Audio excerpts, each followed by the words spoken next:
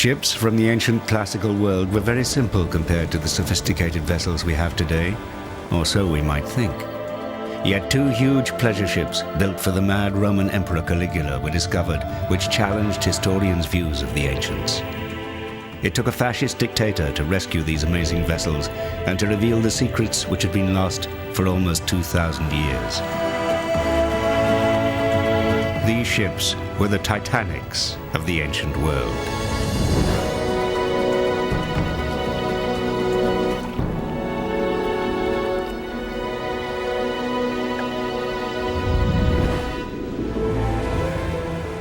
As ancient peoples expanded their empires, their ships became more sophisticated and elaborate. Our understanding of ancient ships has grown as the remains of more wrecks have been found deep under the oceans. As marine archaeology has improved with modern techniques, we are learning ever more about the technology of ships from the ancient world and their precious cargoes. Yet a discovery was made in the 1920s in Lake Nemi, 24 kilometers from Rome, which would blow apart all our ideas about ships of the ancient world. Ships of such a size and splendor had never been seen before. But who built these unique ships, and what would they reveal about the ancient civilization which created them? When the ships were raised to the surface of the small volcanic lake, their true scale and complexity could be seen. The discovery of the Nemi ships would rewrite history. Solving the mystery of the Nemi ships has been the life's work of one man, Dr. Marco Bonino. Le navi di Nemi sono molto importanti perché sono i relitti più completi mai trovati e anche a causa della loro grandezza. Si vede immediatamente che erano eccezionali. The two massive ships would reveal dark secrets of the excesses of the Roman Empire. On board were statues, sculptures, and incredible technology that had to be seen to be believed. What was the meaning of these strange bronze artifacts? And what were these huge ships doing far from the sea in a remote lake only a mile in diameter? The Nemi ships were enormous vessels. They measured over 70 meters long, 20 meters in beam, the equivalent of 2 regulation tennis courts placed end to end. For the scope, the context of Lake Nemi, these vessels would have just been breathtaking, sitting inside the lake and really just dominating the whole environment. The sheer size of the ships sailing on a small lake like Nemi seems unbelievable. But for Dr. Marco Bonino, it was the extraordinary quality of the construction that fired his imagination. Nessun altro relitto di nave antica, trovato sia in mare che nella terraferma, è riuscito a dare tante informazioni come le navi di Nemi riescono a dare riguardo alla tecnica costruttiva e all'architettura navale. The Nemi ships were indeed a treasure trove for archaeologists and naval historians, but it was the remains of the opulent and luxurious furnishings which astonished many experts. We know they had marble floors, we know they had hot and cold running water and possibly also had baths, actually on at least one of the boats. These were palatial houseboats with gilded copper roof tiles and mosaic floors and column drums. But on the other hand, they reflect the technological capability of Roman naval architects. Even the design of the anchor was revolutionary. Until its discovery, it was believed to have been an invention of the 18th century. C'era un sistema di meccanismi particolarmente avanzato che è stato trovato solo a bordo di queste navi. The mechanical devices on board the ships would shed new light on ancient technology. Yet there would be an even more incredible revelation.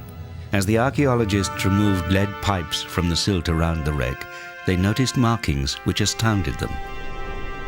As they cleaned away the mud, the name of an infamous and despotic young Roman emperor was revealed, Gaius Caesar Augustus Germanicus, better known to the world as Caligula. Caligula became emperor in 37 AD at the age of just 25 years old. He was soon overwhelmed by the power and wealth in his hands. He gained a reputation as a cruel and sadistic ruler who squandered Rome's vast fortunes on hedonist pleasures. He solicited a kind of enthusiasm amongst the Roman people when he first came to power, but then very quickly the sources turn negative and tell us that he went mad, and they emphasize the indulgences of his reign. There are all sorts of stories of his cruelty that are related by Suetonius and others. Roman writers recorded how Caligula could not control his natural brutality and viciousness. He loved watching tortures and executions, and disguised in wig and robe, abandoned himself nightly to pleasures of gluttonous and adulterous living. Caligula probably was quite bloodthirsty. We know that he ripped the child from his sister's womb who he got pregnant, so I think anybody who's prepared to do that must have quite a bloodthirsty, macabre kind of attitude to life. But not all his interests were quite so gruesome. Caligula had a genuine love of the sea. He was the great-grandson of both Augustus and Mark Antony, respectively the winner and loser of the great sea battle of Actium that had decided the fate of Rome 2 generations earlier. He was also the grandson of Agrippa, the commander of the victorious fleet and builder of the original Pantheon. Sappiamo del resto che Caligola amava le navi. Le fonti antiche, in particolare Svetonio, citano delle navi che lui aveva fatto realizzare che si chiamavano liburniche, che era un tipo particolare di navi da mare. Ancient illustrations of Liburnians can be seen on Trajan's column in Rome. They were fast, maneuverable galleys, the favorite vessel of the pirates who had preyed on Roman merchant ships in the eastern Mediterranean. Caligula designed his own flamboyant version. One of the most interesting examples of Caligula's indulgences was his construction of a Liburnian galley, complete with a jeweled stern, multicolored sails, dining couches, a garden. And he used to sail in the early morning from Rome down to the Bay of Naples, part pirate, part king, part Roman emperor. From early in his reign, Caligula had been attracted by the Lake of Nemi with its sacred temple of Diana. It was a strange, mysterious place, far from civilization, a place where the Romans believed their gods and the spirits of their ancestors loved to frequent. The goddess Diana was closely linked with Lake Nemi. The lake itself was known as Diana's Mirror. Her cult, based on that of Artemis in Greece, was centuries old when Caligula came to Nemi. Diana è probabilmente anche a Roma, come Artemis, una divinità della selva, del bosco, quindi del mondo selvaggio extraurbano, e anche una divinità della transizione, cioè del passaggio e quindi anche dell'iniziazione. Caligula became obsessed by the sensual cult of Diana at Nemi. He built himself a palatial villa on the edge of the lake, close to Diana's sanctuary. He was only one of many to be drawn to the lake by the cult of Diana the Huntress. Many of her worshippers left evidence of their devotion.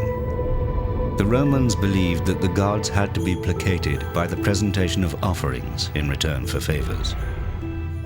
An array of beautiful and intriguing objects have been found at the site of Diana's temple. This is one of the bronzes of Diana herself. Here she is depicted in her short chiton, and at the back we can see evidence of a quiver. Sadly, the bow is no longer with us. She's also depicted with her arm up, and it is known that on her feast day, women who had been blessed by Diana and had prayers answered would parade carrying torches all the way to the sanctuary, wearing flowers in their hair. Ritual sex was integral to the Diana cult. But more disturbingly, human sacrifices were made close to the lake. During excavations in the 19th century, this platform was unearthed, which is thought by some to be the actual site where human sacrifices were performed. The dark combination of sex and death would have attracted Caligula. Probabilmente questo aspetto sanguinoso e cruento si e abbastanza interessava certamente Caligola, la cui vita sappiamo e la cui opera fu certamente in un ambito di tirannia e di tirannia estremamente sanguinosa, come sappiamo dalle biografie, in particolare da quella di Suetonio. Caligula enjoyed the more extreme aspects of the cult, and he re-established the shocking ceremony of the Rex Nemorensis for his entertainment. The Rex Nemorensis was king of the Grove. On an annual basis, the current king, who was a freed or runaway slave, would be challenged by a newcomer, another freed or runaway slave. This slave would fight the current king to the death.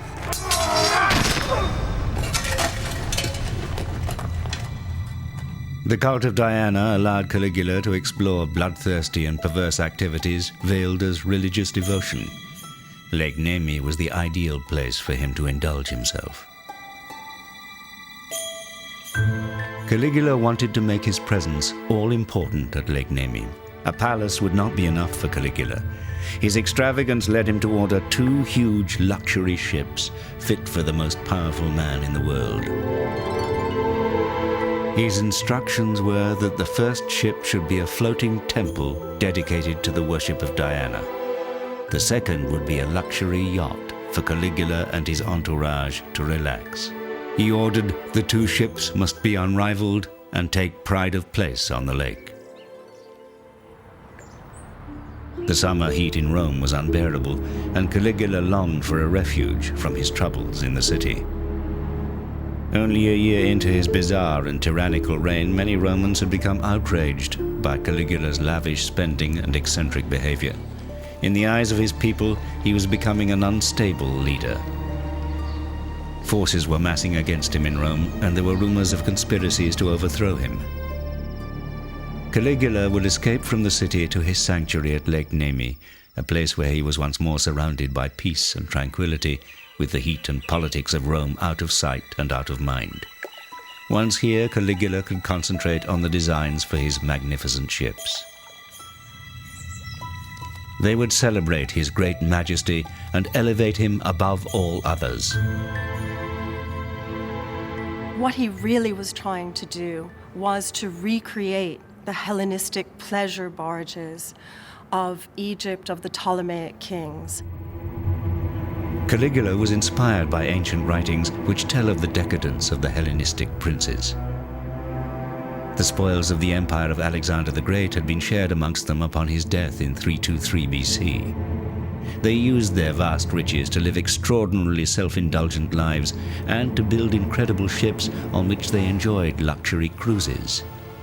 Principi ellenistici amavano dare feste oppure anche compiere delle feste di carattere religioso, diciamo, su navi che si chiamavano talamegoi, che tradotte letteralmente vorrebbero dire proprio navi da diporto. The largest of these floating pleasure palaces was the Syracusa. It was built for Heron of Syracuse around 240 BC and was believed to be 80 meters long. The Syracusa was said to have been the largest transport ship built in antiquity. On the upper deck, 400 soldiers were quartered. On the next deck, there were 142 first-class cabins, with many of the amenities of a modern cruise ship. The Syracusa was like a floating hotel, furnished with lavish goods and even providing a gymnasium and a chapel dedicated to Aphrodite, the goddess of love. It had dining rooms, shrines, promenades, a library, all of these things that were so important to Hellenistic palaces. It was a kind of floating palace. We're told by Athenaeus that it ended up in Alexandria because it was so large that it couldn't actually dock in any of the harbors of the Mediterranean. And so Heron donates it to the Ptolemaic king of Alexandria. Caligula was anxious not just to emulate, but to surpass the Hellenistic princes of Syracuse and Egypt. But on a lake as small as Nemi, where could such huge vessels be built? A temporary shipyard was established nearby, perhaps even on the site of the museum now dedicated to the colossal ships. Il cantiere è avvenuto proprio sulle rive del lago e probabilmente proprio dove ci troviamo noi, perché questa è la parte più pianeggiante del lago. Caligula summoned designers from the Roman naval headquarters at Misenum to work on his ships. His demands were a challenge, as the ships had to be of a shallow enough draft not to run aground in the lake, but at the same time be broad enough not to be made unstable by their heavy superstructure. It was a difficult task, creating ships of such unusual specifications. The palace ship apparently had one large building and several smaller ones with antechambers and corridors. It had no means of propulsion and was dependent on being towed. The designers solved the problem of breadth and shallow draft by building the ship with no fewer than 5 keels. The second ship, which carried a temple, perhaps dedicated to Diana, has proved easier to reconstruct. The temple was at the rear of the vessel, and there was a small square building at the prow with colonnades connecting the two. The temple ship was equipped with benches and outriggers for at least 100 oarsmen.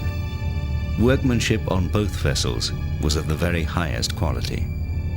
Le tecniche di costruzione comunque erano veramente molto avanzate, quindi questo presuppone a monte uno studio e un progetto ben preciso.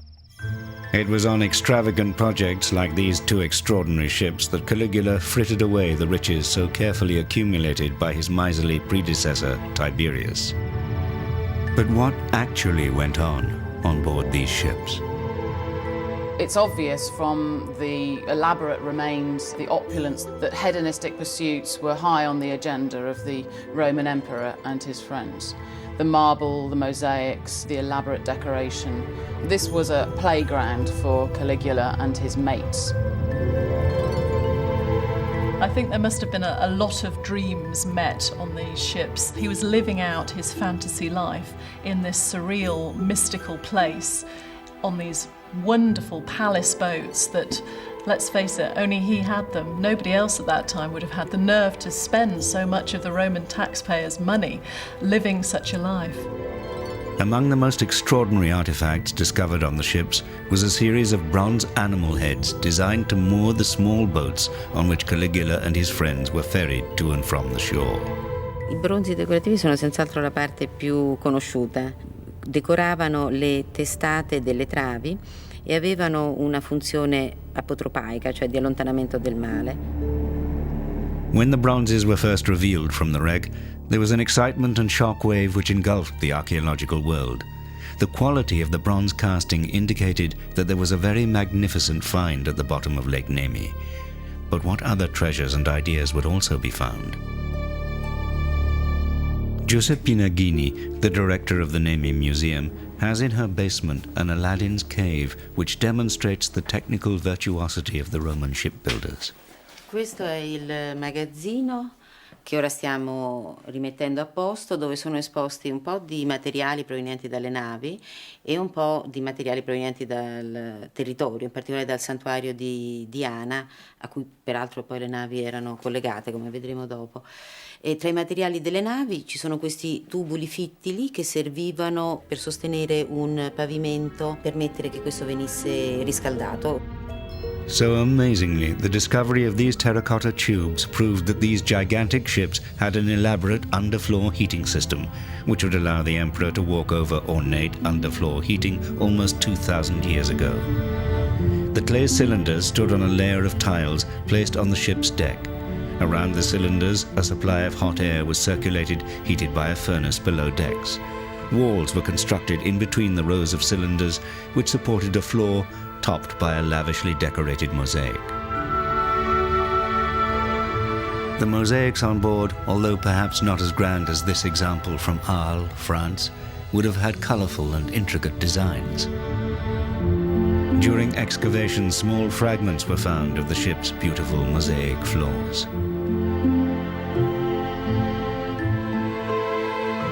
The underfloor heating on Caligula's ships was an unusual application of the hypercaust heating systems used in thermal baths and palatial villas throughout the empire. Just because Caligula was on a ship did not mean that he could not have the luxuries of his palaces around him. But there would also be other strange objects connected to the water system which would baffle and intrigue the archaeologists at Nemi. For hidden in the mud around the wreck would be a bronze tap which looked too modern to belong to a Roman ship. But it was genuine. This extraordinary tap was made to control the flow of water into the ship's water storage tanks. From these tanks, water would be distributed throughout the ships by gravity through a series of lead pipes interspersed with bronze valves. The archaeologists of the 1920s couldn't believe it was nearly 2,000 years old. Il rubinetto è in bronzo, era in qualche modo collegato, però è stato trovato a parte, da solo, quindi non sappiamo, cioè si può ricostruire come avveniva il collegamento. When discovered, the bronze tap was almost free of corrosion. Thanks to its brilliant design, which tapers very slightly, and its precision engineering, it still makes a watertight seal when lowered into place.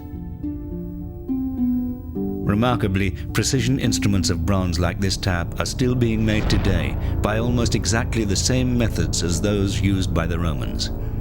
The finds on the Nemi ships proved that the Romans used sophisticated casting techniques and were more skilled than was previously thought. The only difference between this modern tap and the Nemi one is 2,000 years. The tap found on the Nemi ships meant that we would have to rethink our perceptions of Roman engineering. But among the biggest surprise to greet the archaeologists was the complex construction of the ships themselves. I think if you asked anyone today how to go about building a ship, they would undoubtedly say you erect a skeleton of frames or ribs and then you wrap the planking around that skeleton. But in antiquity, the process was very different. The planks of the hull were connected to one another using mortise and tenon joinery. And then the frames of the vessel, or the ribs, were added into, actually inserted into that existing shell. The construction of the ship's timbers was so well preserved that it allowed scholars to examine in precise detail these Roman shipbuilding techniques. But there were other examples of this technique from the outer reaches of the Roman Empire. At Mainz in Germany in 1981, a group of 5 Roman ships was discovered, which are now on display in the Mainz Museum of Ancient Shipping. Das ganze Wrack ist übersät mit Nut-Feder-Verbindungen. Alle 25 bis 30 Zentimeter eine Verbindung, ein kleines Brettchen, für das jeweils sich gegenüberliegende Nuten vorbereitet werden mussten. Im Wrack sind die Nut-Feder-Verbindungen nicht voll sichtbar. Man sieht nur die Sicherungsstifte, die verhindern sollten, dass sich Planken wieder auseinanderarbeiten. Although 700 years later than the Nemi ships, the Mainz ships are firmly in the shell-first construction tradition that we now know existed throughout the Mediterranean. Eine Gemeinsamkeit ist etwa die Art und Weise, wie Spanten und Außenhaut miteinander verbunden sind. Die Nägel wurden durch Bohrung getrieben, auf der Innenseite zweifach gekröpft und an die Spitze zurückgeschlagen. Es gibt eine sehr feste, zugleich aber auch flexible Verbindung, die so ein wenig Schlupf, so ein wenig Bewegung zulässt. There have been suggestions that the iron nails used on the Nemi ships were covered in a film of copper to resist rust. Richard Windley demonstrates the process. There is a theory that the Romans used a kind of electrolytic coating process to stop iron nails from rusting. What we're going to try and demonstrate is how that process works. This is the solution which we have here, which is a mixture of copper nitrate and an acidic agent. And we're going to place the nail into the copper solution, and the plating process should begin.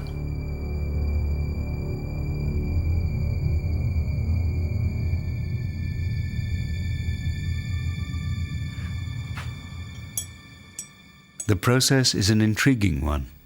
Some experts believe that the nails used on the ships were electrolytic copper. Others believe that they have lasted so well because copper was used in the smelting process. In the basement of the museum, the storeroom reveals yet more amazing detail about the whole construction of the Nemi ships. Potete vedere tutte queste casse che contengono migliaia e migliaia di chiodi che servivano per fissare i legni delle due navi. Ne vediamo qualcuno, ecco questo, che vedete piegato appositamente, perché doveva servire per collegare due assi dello scafo. Questi altri, in cui vedete in alcuni di questi sono ancora parti della lamina di piombo che faceva da rivestimento alla nave. The traditional methods of shipbuilding used on the Nemi ships can be traced back to ancient Egypt. Ancient Greek triremes, like this one carved on a rock in Rhodes, were also built using the same techniques. By Caligula's time, the construction ideas employed on the Nemi ships had already been in use for hundreds of years on the merchant ships which carried goods around the Mediterranean. The Romans had become experts in developing this technology, which was crucial to their infrastructure. Pottery, glass, metals, wine and olive oil were all important trade goods, as well as the grain that supplied Roman citizens. Glass became particularly prized, and silk from China, incense from Arabia, and spices from Southeast Asia were all essential for the well-to-do Roman lifestyle. A lifestyle which would have been impossible without reliable ships. The large numbers of Roman shipwrecks around the shores of the Mediterranean testify to the scale of maritime trade as well as its risks. It's thanks to these wrecks that we know as much as we do about the extent of Roman trade. But for maritime archaeologists such as Deborah Carlson, there's always more to learn. There's a moment of discovery working underwater when you're airlifting sand away and you're working with an object. You may not know what it is, but there's always a moment when you finally realize what that artifact is, and that is actually a very thrilling moment. For archaeologists like Deborah Carlson, the area around the coast of Turkey has a wealth of ancient shipwrecks to explore.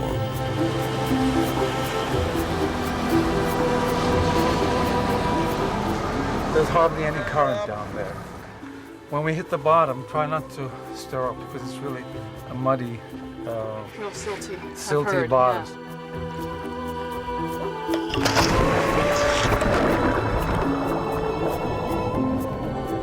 These wrecks often have large cargoes of amphoras. Many are still in remarkably good condition. The amphora, a two-handled clay jar, was a common container used by traders throughout the Mediterranean to transport many goods such as oil or wine. Merchant ships were rated in terms of the number of amphoras they could carry. The size and strength of the ships was critical, so the Romans' trade was efficient. Yet in rough seas, many shipments did not make it to their destination. And it's often only thanks to the heavy cargo that any fabric from the ship that contained them survives at all. In the Mediterranean, the ships that are preserved are merchant ships, by and large. And this is because the ships carried a cargo, whether it be amphoras or stones, that weighed the ship down, that pressed it down into the seabed and preserved it.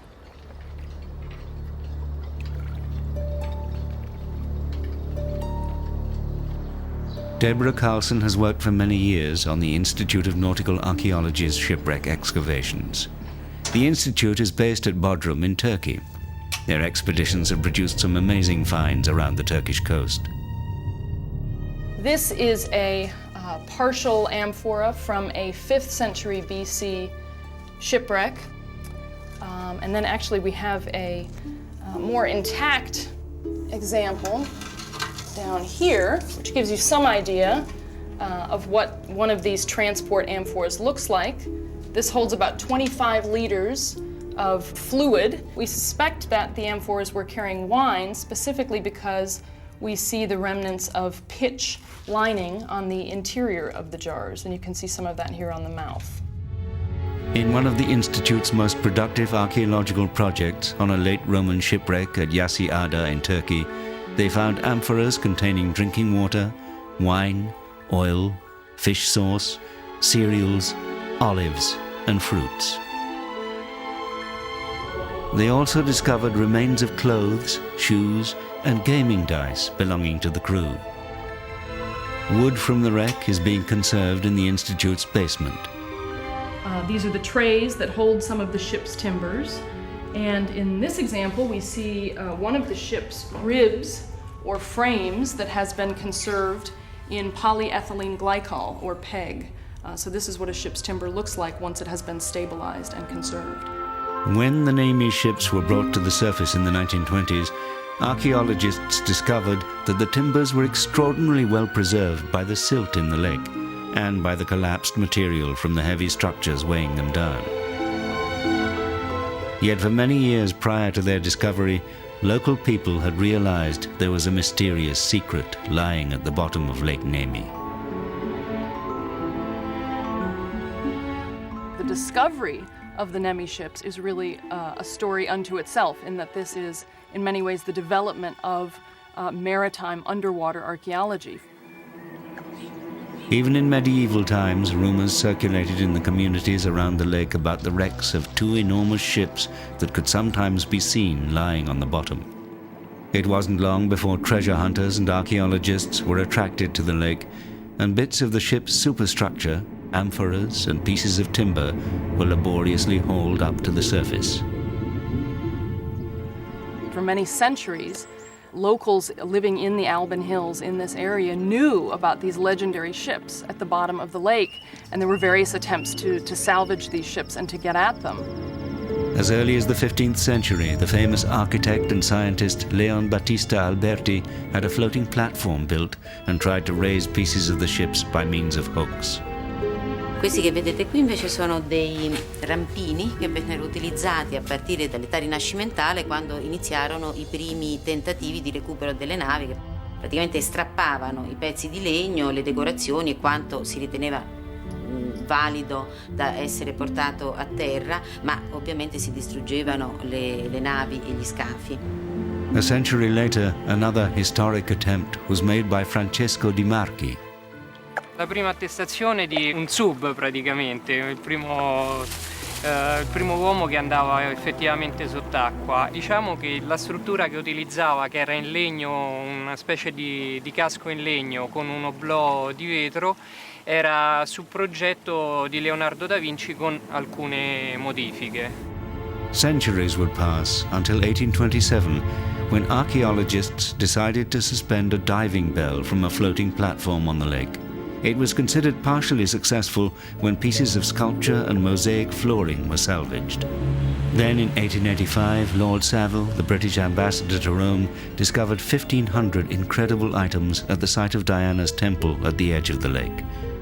The huge collection of artifacts was later donated to Nottingham Museum in England.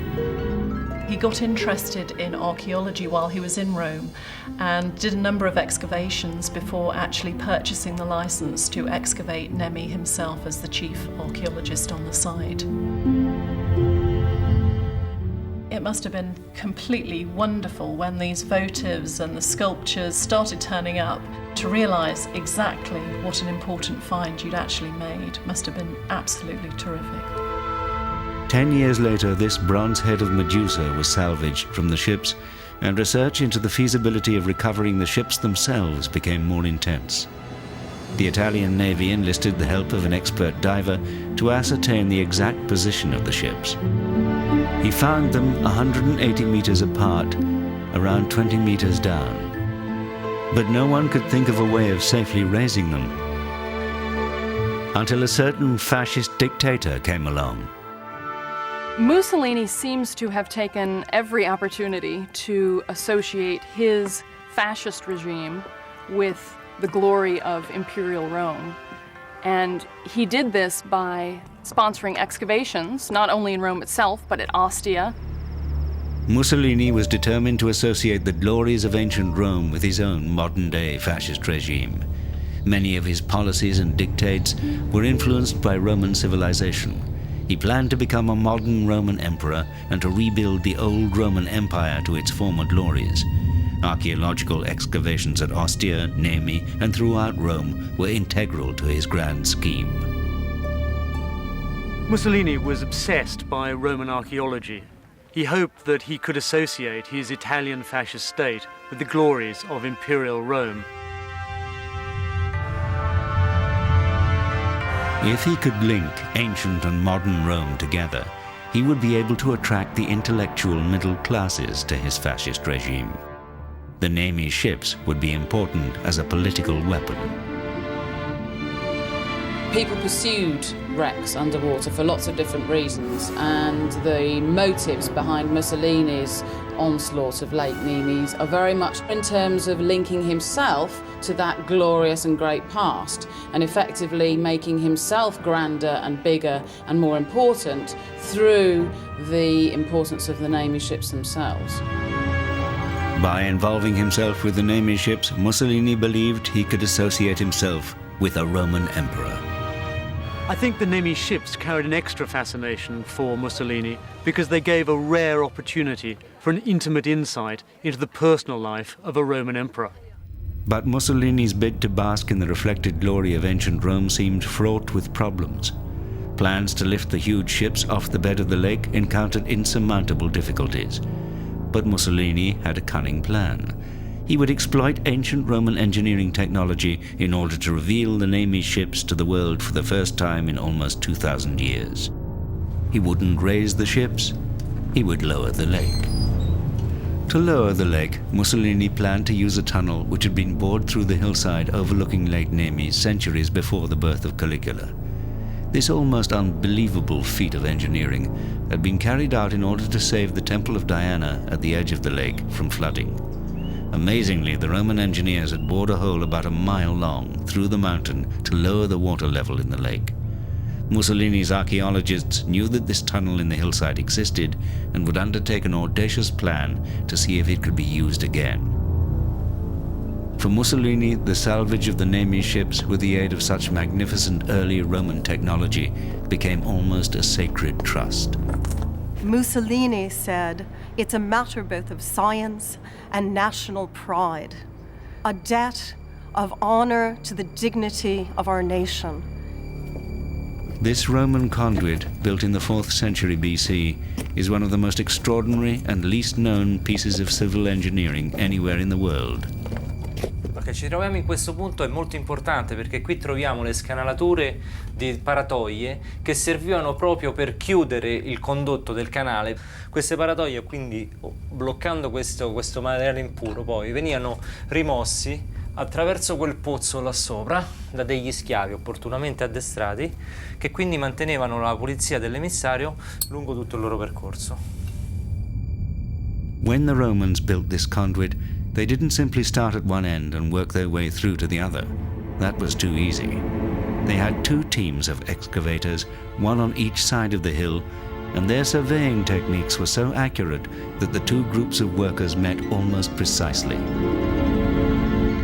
Qui siamo in un punto molto importante perché, come possiamo vedere, ci sono delle linee di scavo su questa parete che ci indicano il senso di escavazione di una squadra che proveniva dal lato di percorrenza. In questo punto poi queste 2 squadre si sono andate a incontrare, infatti vediamo che qui all'interno abbiamo queste linee di scavo che sono nel verso opposto, cioè questo è il verso delle picconate che venivano date per produrre appunto il condotto idraulico.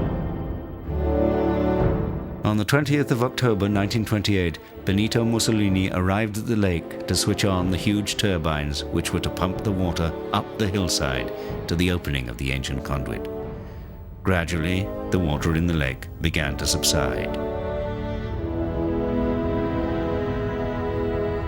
It was a triumphant moment when the pumps began to push the lake water through the hillside.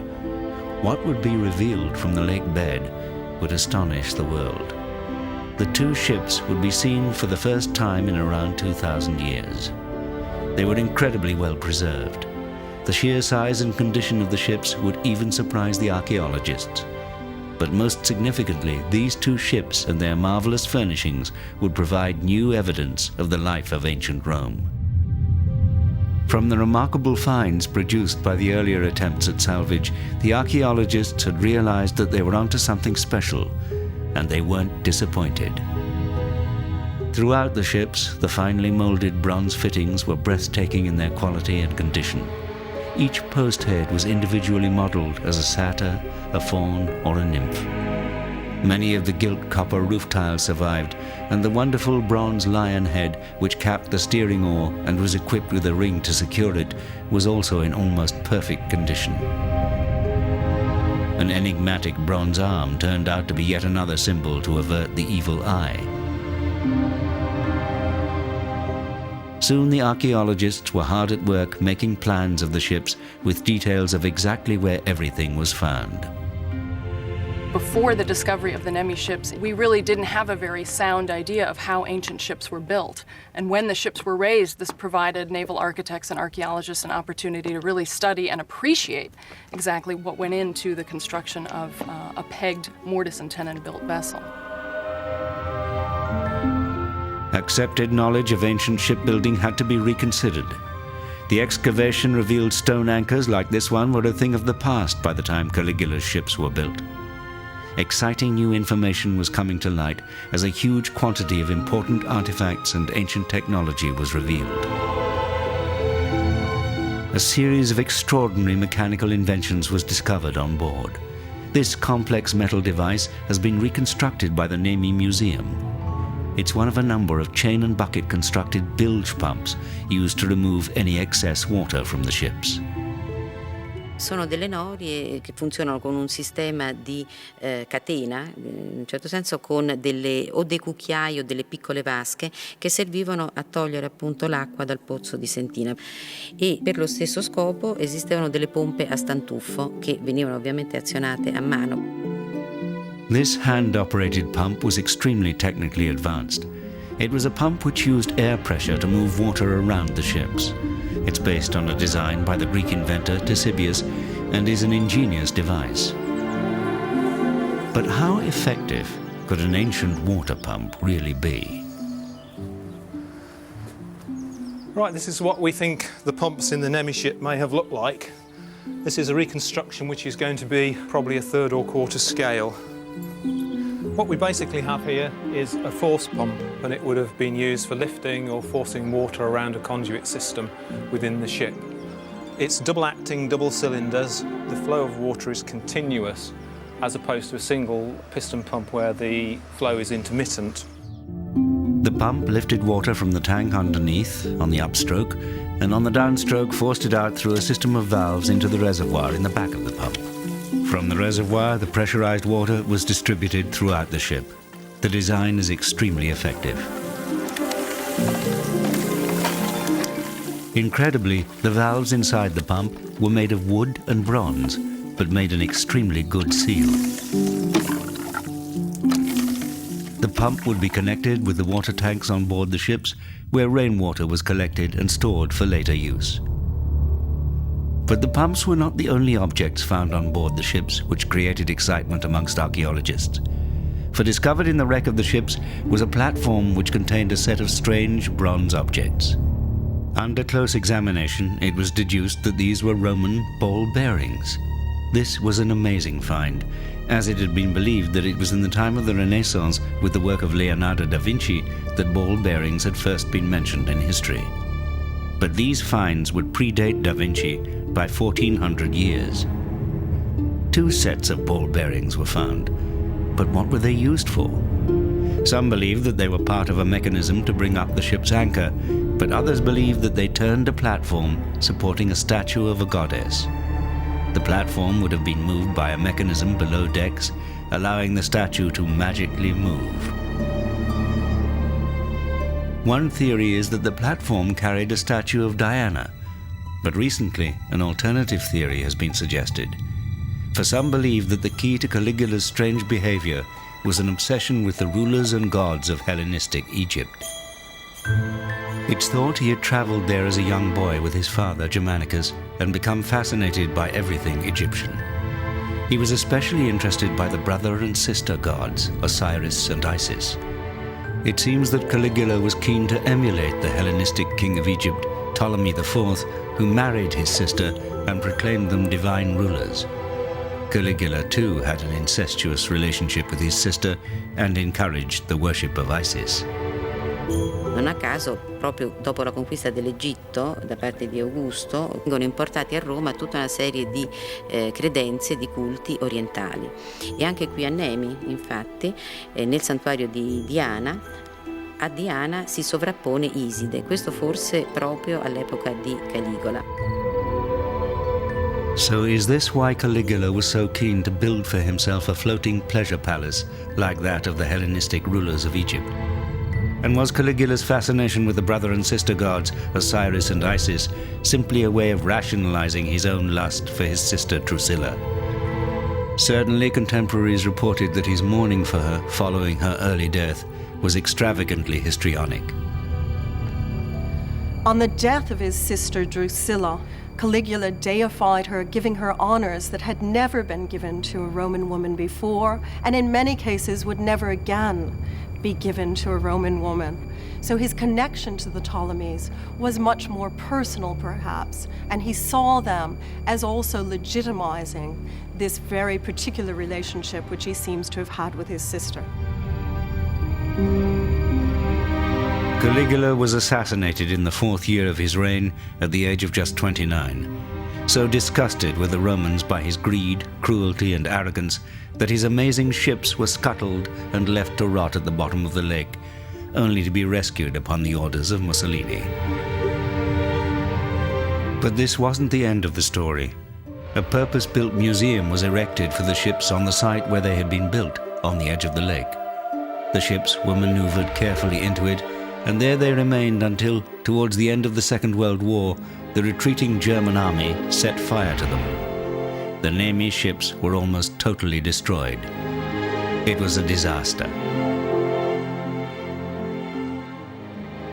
È stata una grande tragedia che le navi di Nemi siano state bruciate. Qualcosa che potrebbe essere paragonabile al crollo del Colosseo o qualcosa del genere.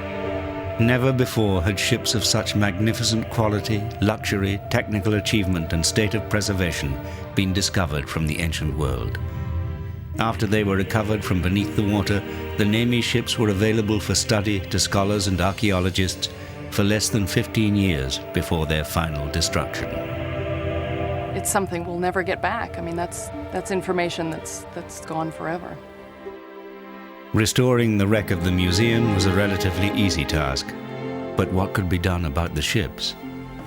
La perdita è una perdita veramente irreparabile perché non c'è l'equivalente in tutto il mondo né romano né antico, proprio per le conoscenze dell'architettura e dell'ingegneria navale nell'antichità.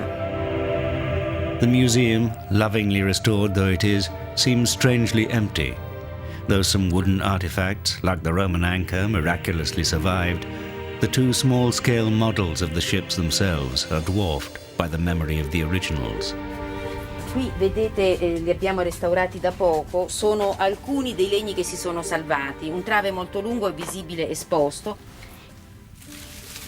Hanno ancora le tracce, addirittura l'odore del fuoco. The disaster seems catastrophic, but nevertheless, Dr. Giuseppina Ghini and her colleagues at the museum are determined to salvage something from the flames. Their ambitious plans involve nothing less than rebuilding one of Caligula's extraordinary ships from scratch. Si è trattato di costruire in primo luogo un disegno di ricostruzione archeologica. Fatto questo, ho potuto procedere al disegno di dettaglio che ho dato al costruttore navale di Torre del Greco che ha costruito la chiglia che è qui fuori. By reconstructing the Nemi ships, archaeologists hope once again to bridge the centuries and understand the navigators and shipbuilders of the ancient world. Caligula's ships have made us rethink our ideas about the technology of the Romans. Previously, we thought of huge pleasure boats as the stuff of myth, but the Nemi ships have made us re-examine these thoughts. It was the size of these ships and their advanced technology that truly astounded the world.